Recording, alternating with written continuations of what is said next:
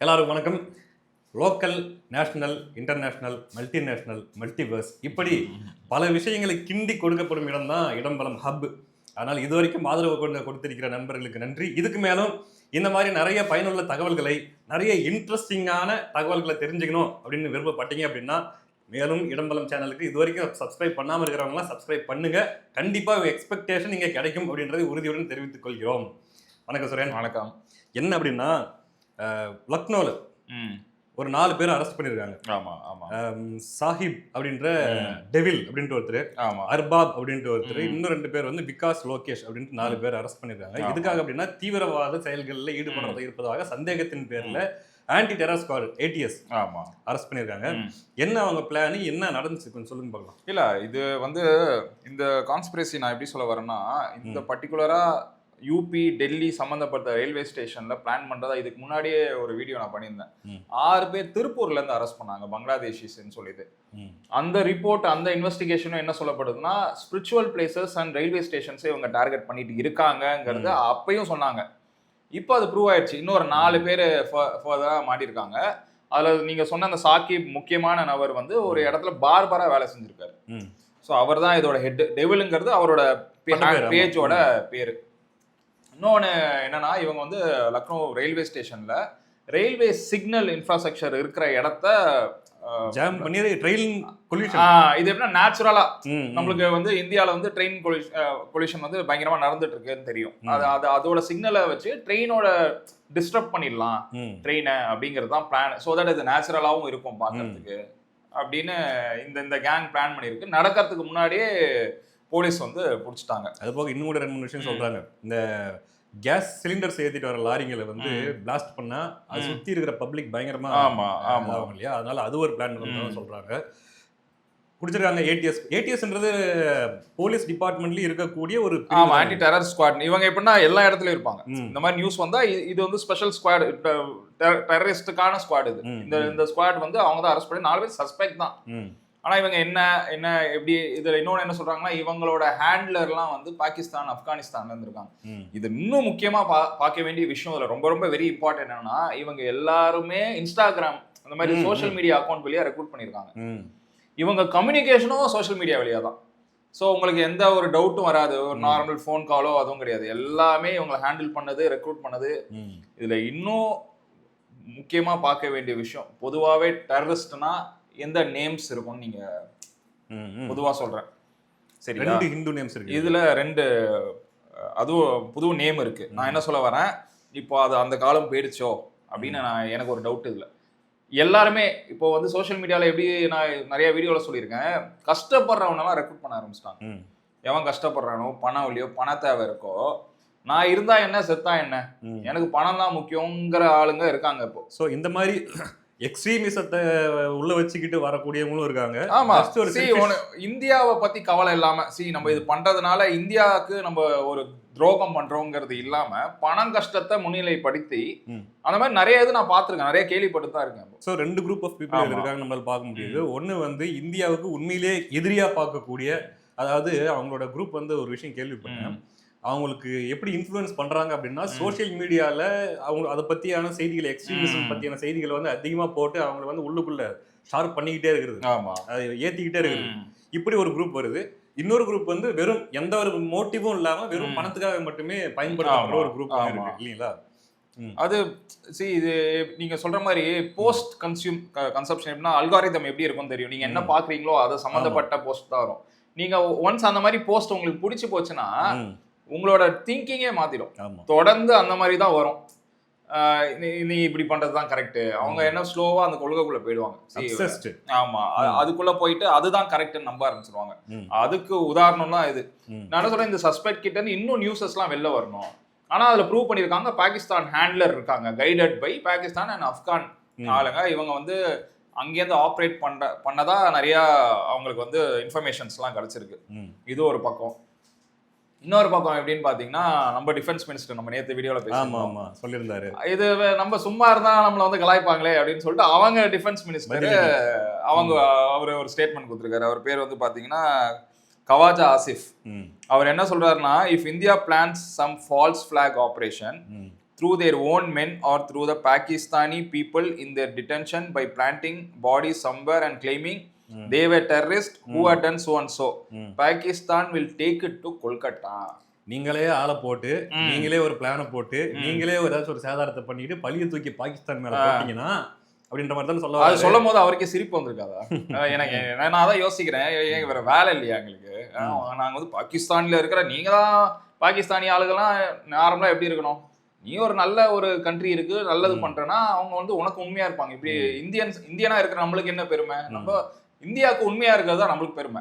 நீ அந்த நம்பிக்கை இருந்தா நீ ஏன் பாகிஸ்தானிங்கிற வார்த்தை யூஸ் பண்ற? உனக்கு அங்க இருக்கிறவங்க மேலே நம்பிக்கை இல்லை. ஏன்னா உன்னை யாரும் நம்புறது இல்ல, உங்க கவர்மெண்ட்டை யாரும் இப்ப நம்புறது இல்லை. அங்க நான் இன்னொன்னு என்ன சொல்ல வரேன்னா, அதுனா கொல்கட்டா. கொல்கட்டாவே ஃபுல்லா காலி பண்ணிட்டு வரான் அவரு. எனக்கு கொல்கட்டா எனக்கு இன்னொரு டவுட் என்னன்னா, கொல்கட்டான்னு இவங்க சொல்றதுனால ஆல்ரெடி கொல்கட்டால என்னென்ன பிரச்சனைகள்லாம் போயிட்டு இருக்கு நேத்து பேசிட்டு, அந்த பார்டர் இஷ்யூஸ்லாம் நிறைய போயிட்டு இருக்கு. இவங்க ஒருவேளை ஒரு செட் பண்ணிட்டாங்களோ, ஏதாவது மேபி இவங்களோட ஸ்லீப்பர் செல்ஸ் இல்ல இவங்களோட ISI ஏஜென்ட்ஸ் மாதிரி அங்க வந்து ஒரு ப்ரீ பிளான்டா இருக்காங்களோன்னு எனக்கு ஒரு டவுட் வருது. ஸோ இதை வந்து முக்கியமா பார்க்கணும். அதுவும் இல்லாம தொடர்ந்து இதை பேசிட்டே இருக்காங்க. இதுக்கு முன்னாடி முனீர் ஆசிஃப்னு சொல்லிட்டு அது ஒரு ஸ்டேட்மெண்ட் விட்டா சேயிங் தட் வேற கண்ட்ரிக்கு பிரச்சனை வந்தா நாங்க ஃபர்ஸ்ட் இந்தியாவுக்கு பார்ப்போம். இப்போ இவர் டிஃபென்ஸ் மினிஸ்டர் என்ன சொல்ல, கொல்கட்டா ஸ்பெசிஃபிக்கா கொல்கட்டாங்கிறாரு. அதை வந்து முக்கியமா பார்க்க வேணும்னு நினைக்கிறேன். இது நம்ம பேசிட்டு இருக்கிற அதே டைம்ல கொல்கட்டா வெஸ்ட் பெங்கால் பார்டர்ல நிறைய இஷ்யூஸ் பத்தி நம்ம பேசியிருந்தோம். ஸோ அங்க வந்து ஹோம் மினிஸ்டர் என்ன சொல்லியிருக்காரு, ஃபென்ஸ் போடுறதுக்கான எப்படின்னா 4096.7 கிலோமீட்டர்ஸ் இருக்கு டோட்டலா பார்டர்ல. அதுல 3240 கிலோமீட்டர்ஸ் ஃபென்ஸ் போட்டது, ஆல்மோஸ்ட் 80%. ஆமா 80% பண்ணிட்டாங்க. மீதி வந்து 850 கிலோமீட்டர்ஸ் தான் இருக்கு. அதுல வந்து 175 கிலோமீட்டர் ஃபென்ஸே போட முடியாது. ஆமா போட முடியாதுன்னா நேச்சர் தண்ணி இல்ல ப்ரோ. அதுல நான் பார்த்த வரைக்கும் நான் என்ன நினைச்சேன் அப்படின்னா, ஆறு இருக்கு, சதுப்பு நிலங்கள் இருக்கு, மார்ஷ்லாண்ட்ஸ். ஆமா இங்கெல்லாம் வேலி போட முடியாது. பட் அது இல்லாம சாதாரணமா இருக்கக்கூடிய லேண்டும் கொஞ்சம் அதுல போடலாம். நான் வெறும் அந்த 850ல 175 தான் போட முடியாது. மீதி நீங்க சொல்ற மாதிரி போடலாம், ஃபென்ஸ் போடலாம். அந்த 175 கிலோமீட்டர்ஸ் ஹோம் மினிஸ்டர் என்ன சொல்லியிருக்காருன்னா, நேச்சர் நம்மளை ப்ரொடெக்ட் பண்ண போதுன்னு. ஆச்சரியம் என்ன அவர் சொல்றாரு நேச்சர் அப்படின்னு. நான் அந்த 175 கிலோமீட்டர்ல ரிவர்ஸ்லாம் இருக்கு.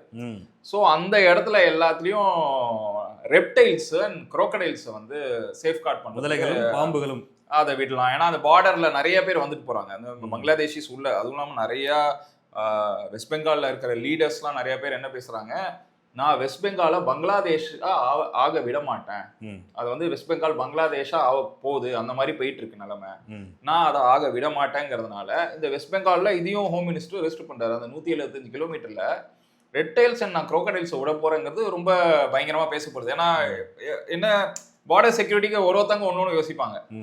நேச்சர்ல இவங்க வந்து நம்பி நான் இதை வந்து பண்ண போறேங்கிறது இது ஒரு என்ன சொல்றது, ஒரு பேசும் பொருளா போயிட்டு பார்லிமெண்ட்ல. பட் அதால உண்மையிலேயே அது எஃபெக்டிவா இருக்குமா? அது இல்ல, எதுவுமே பண்ண முடியாம இருக்கிற பட்சத்தில் இது பண்ணலாங்கிறது தப்பு கிடையாது. சம்திங் ஏன்னா அந்த இடம் ஃப்ரீயாவே இருக்கு. அந்த ரிவர் கிராசிங்லாம் நீங்க பண்றீங்க, நீங்க சரி அவங்க பண்றாங்களோ இல்லையோ இப்படி சொல்றதுனால அவன் ரிவர் கிராஸ் பண்ணும்போது யோசிப்பான்ல, இல்லீகலா நீ உள்ள வர முடியாதுல்ல. இந்த மாதிரி குரோக்கடைல்ஸ்லாம் இருக்கலாம், கவர்மெண்ட்டே அனௌன்ஸ் பண்ணியிருக்காங்க.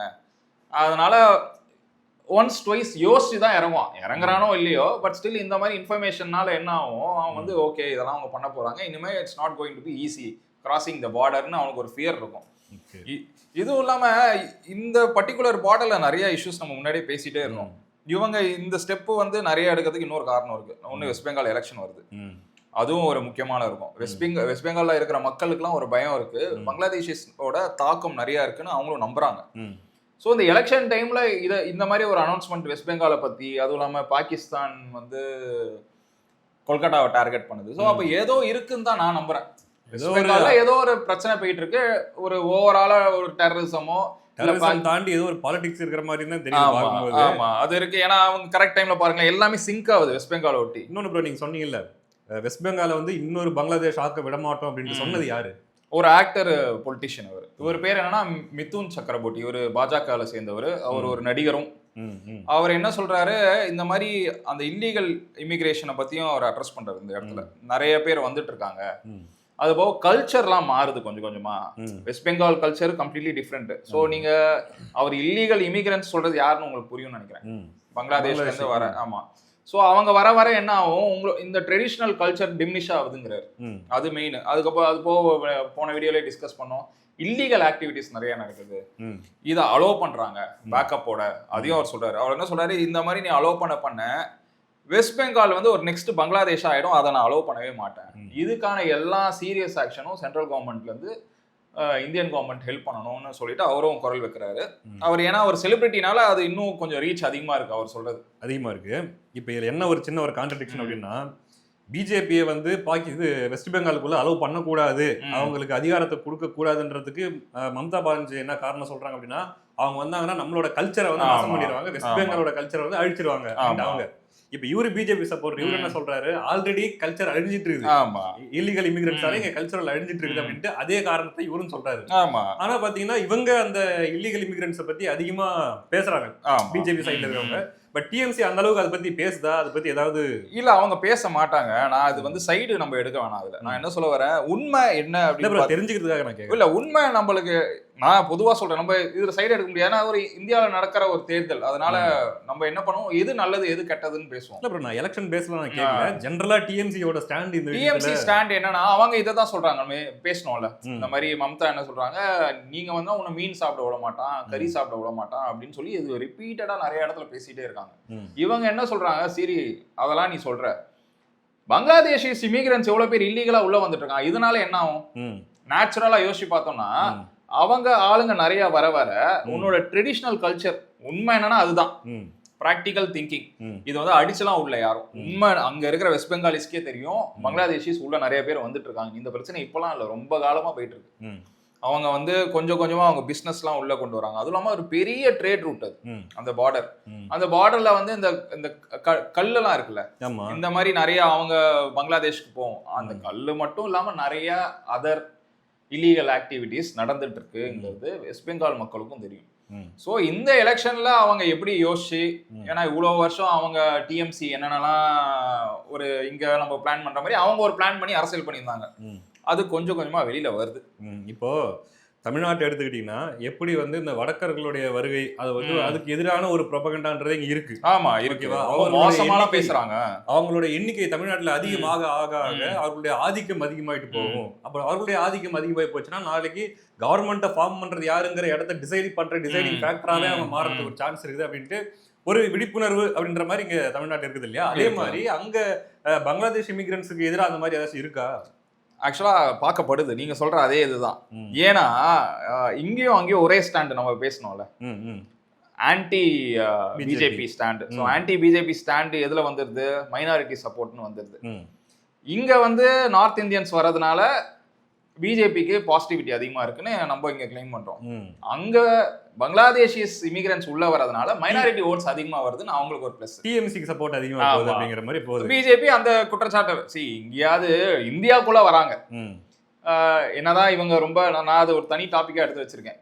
டிஎம்கே தலைவர்கள் யார் யாரை பத்திலாம் எந்தெந்த ஸ்டேட், நார்த் இந்தியன் ஸ்டேட்டை பத்தி கேவலமா பேசினாங்க அப்படிங்கிறது ஒரு டைம் அது மிகப்பெரிய பிரச்சனை. அண்ணாமலை கிளப்பி விட்டுருந்தாப்ல. ஆமா, நான் அது தனியா ஸ்டேட்மெண்ட் வச்சு ஒரு வீடியோக்கு நான் நிறைய ப்ரிப்பேர் பண்ணிட்டு இருக்கேன். அவ்வளவு கேவலமாலாம் பேசியிருக்காங்க. நான் அதில் சொல்றேன், ஏன்னா இப்பயே சொன்னா இது சம்பந்தமே இல்லாம போயிடும். இவங்க சொல்றதுல என்ன தப்பு? பிஜேபி இல்லீகலா வரக்கூடாதுங்கிறது சட்டப்படி குற்றம். அதுவும் இல்லாம நீ பார்டர், அந்த என்ன டேஞ்சரஸ் பார்டர் அது, அந்த பார்டர்ல நிறைய கவுண்டர்ஃபிட் நோட்ஸ் திருப்பி பேசணும், டெரரிசம் ஆக்டிவிட்டிஸ் நிறைய நடக்குது அப்படின்னு. அந்த இடத்த நீ ஏன் சேஃப் கார்ட் பண்ற? அந்த இடத்துல இப்ப நேற்று மால்டால பிரச்சனை நடந்தது, அப்ப இவ்வளவு ஸ்பேஸ் கொடுக்கறது யாரு? அந்த இடத்த நீ ப்ரொடெக்ட் தானே பண்ணணும். சோ இதை நீ உனக்கு பாசிட்டிவாவும் யூஸ் பண்ணிக்கிற.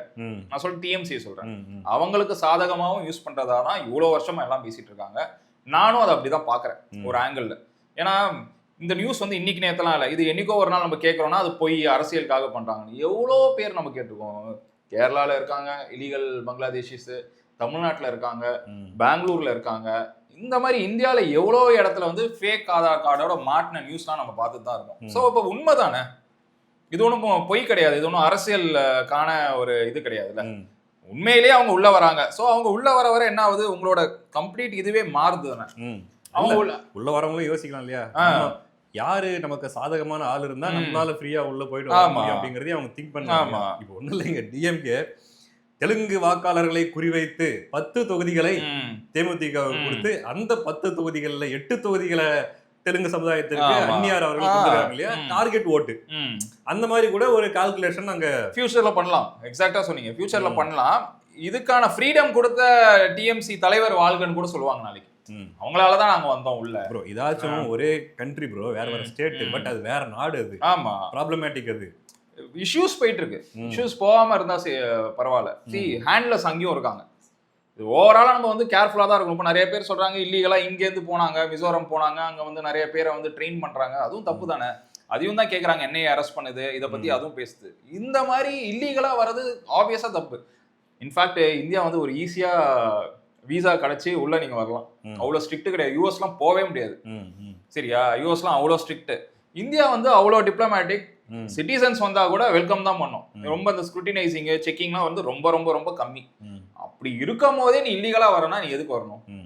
உனக்கு சில பேர், நான் உண்மையா என்ன சொல்றேன், கஷ்டத்தினால வராங்க ஒரு சில பேர். ஆனா எல்லாருமே நம்ம அந்த கண்ணோட்டத்துல பார்க்க கூடாதுன்னு தான் நான் சொல்ல வரேன். கண்டிப்பா கஷ்டத்துக்காக வராங்கன்றதுக்காக வேண்டி திட்டத்தோட கூட சில பேர் வரலாம் இல்லையா? ஆமா. அப்படிங்கும்போது ஏற்கனவே ஒரு கன்ஸ்பிரசி இருக்கு. என்ன அப்படின்னா, பங்களாதேஷை வந்து அமெரிக்கா தன்னோட கண்ட்ரோல்ல எடுத்துக்கிட்டு இந்தியாவுக்கு ஒரு அந்த இடத்துல ஒரு த்ரெட்டா உட்காரணும். த்ரெட்டான்ற மீன்ஸ் என்ன சொல்றது, நாளைக்கு ஒரு இதுன்னா இது மாதிரி பங்களாதேஷ் என் கண்ட்ரோல் இருக்குது அப்படிங்கிற, பாகிஸ்தானும் அவங்க கண்ட்ரோல்ல இருக்கு, ரெண்டு சைடுல இருந்தும் சீனாவும் ட்ரை பண்ணிட்டு இருக்குதுன்ற மாதிரி நிறைய பிரச்சனைகள் இப்படி இருக்கக்கூடிய சமயத்துல அவ்வளோ ஒரு என்ன சொல்றது, ஒரு ப்ராப்ளமேட்டிக்கான ஒரு இடம் அது.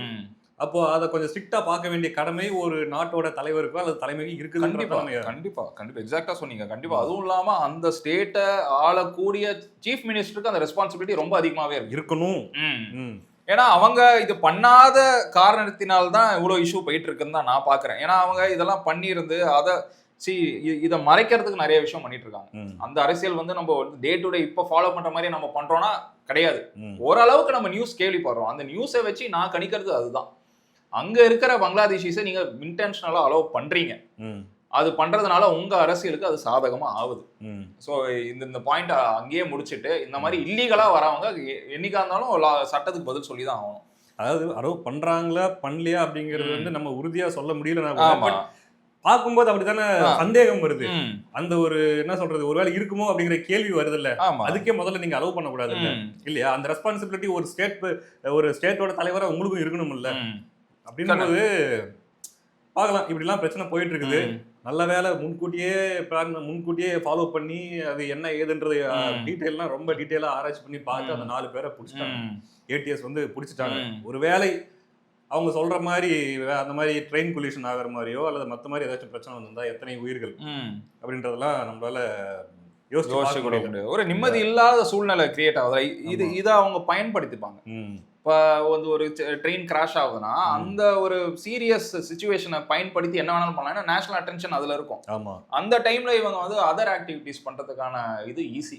அதனால ரொம்ப ஏடிஎஸ் பண்ணது சூப்பர் ஜாப், எக்ஸ்ட்ராடினரி ஜாப். இந்த மாதிரி ஒரு விஷயம் நடக்கிறதுக்கு முன்னாடி தவிர்க்கிறது வந்து என்னைக்கா இருந்தாலும் கமாண்டபிள் தான். நான் வந்து ரெஸ்பெக்ட் பண்றேன். அதுக்கு தான் பரவாயில்ல. அந்த வகையில ஏடிஎஸ் ஆன்டி டெரர் ஸ்குவாட் வந்து நிச்சயமா பாராட்டி ஆகணும். இன்னும் கூட பல உயிர்களை வந்து சேவ் பண்ணிருக்காங்க, காப்பாத்திருக்காங்க. ஆப்வியஸா பல உயிர்களை காப்பாத்திருக்காங்க. இன்னும் கூட என்ன சொல்றது, இன்னும் கொஞ்சம் க்ளோஸா வாட்ச் பண்ணி இந்த பார்டர்ஸை இன்னும் கொஞ்சம் ஸ்ட்ரிக்ட் ஆகுறது, அந்த மாதிரி வேலையெல்லாம் அடுத்தடுத்து செய்யாதா சொல்லியிருக்கிறாங்க. பார்க்கலாம் அடுத்தடுத்து என்ன நடக்குதுன்ட்டு. இது போன்ற எந்த மாதிரியான தகவல்களையும் நிச்சயமா நம்ம சேனல்ல வந்து அடுத்தடுத்து நம்ம தொடர்ச்சியா நம்ம பார்க்க தான் போறோம். நன்றி ப்ரோ. நன்றி, தேங்க்யூ.